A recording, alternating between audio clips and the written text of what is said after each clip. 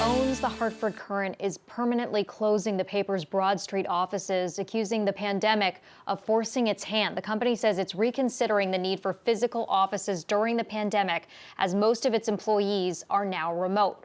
The Broad Street offices will close on December 27th.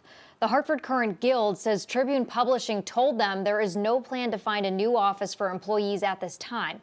This follows an earlier announcement that Tribune would be moving the paper's print operations out of Hartford.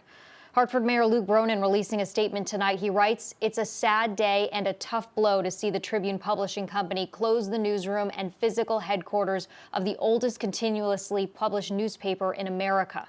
Senator Richard Blumenthal also tweeting tonight. He writes, "A gut punch for the employees and readers of America's oldest newspaper. Community outrage or a new owner need to keep it the Hartford Courant."